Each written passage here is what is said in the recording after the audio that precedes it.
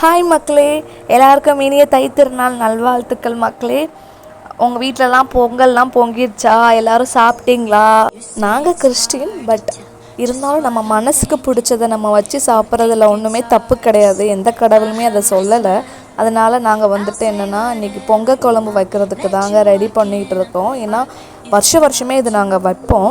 இந்த வருஷமும் நாங்கள் வைக்கிறதுக்கு தாங்க ரெடி பண்ணிக்கிட்டு இருக்கோம். ஸோ எல்லா காய்கறியுமே மார்க்கெட்டில் இருந்து வாங்கிட்டு வந்தாச்சு.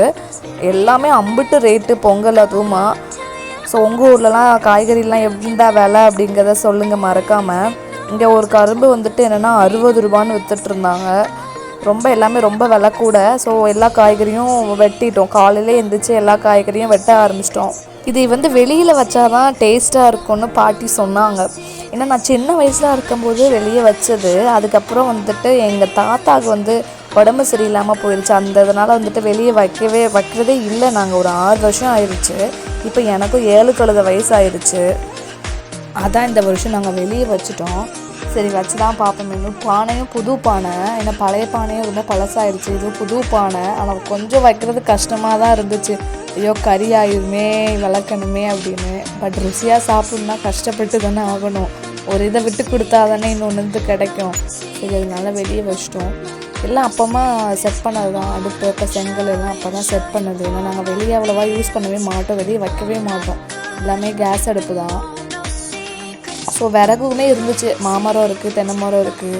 இல்லை விறகுமே இருந்துச்சு. கொஞ்சம் இது அதையே போட்டு மேனேஜ் பண்ணிட்டோம். இப்போ தான் நாங்கள் ரீசெண்டாக மாமரத்தை கொஞ்சம் வந்துட்டு இன்னும் அரைக்கி விட்டோம். அதோட கம்பு கட்டை எல்லாம் இருந்துச்சு. அப்புறம் ஓலை சிரட்டை இதுவே பற்றிடுச்சு. ஆனால் கேஸ் அடுப்பில் வச்சுருந்துச்சுன்னா திணறிடும் கேஸ் அடுப்பு. ஏன்னா இது பானை நிறைய வந்துருச்சு. அது பானை வேறு கொஞ்சம் ஹைட்டாக கிண்டவே வர முடியாது. சேர் போட்டு தான் ஏறி கிண்டணும். நல்ல வேலை வெளியே வச்சுட்டோம்.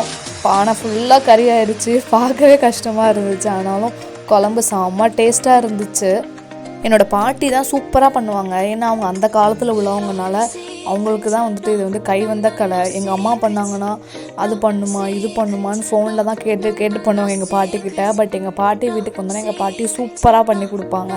செம்மையாக இருக்கும். பானை நிறைய வந்துருச்சு. காய் அப்புறம் வந்துட்டு கிழங்கு எல்லாமே சேர்த்து பானை நிறைய வந்துருச்சு. 2-3 நாளாக என்ன பார்த்தீங்கன்னா இங்கே சாரல் வேறு அடிச்சுட்டு இருந்துச்சு. அது வேற பயந்துட்டு இருந்தோம். ஐயோ மழை எல்லாத்தையும் கெடுத்து விட்டுருமோ அப்படின்னு. நல்ல வேலை போயிடுச்சு. ஒரு வழியாக லைட்டாக சாரல் அடிச்சிச்சு. பட் இருந்தாலும் போயிட்டு மழை வரல, தப்பிச்சிட்டோம். இல்லைன்னா அவ்வளோதான், தூக்கி அடுப்பில் தான் வச்சுருந்துருக்கணும்.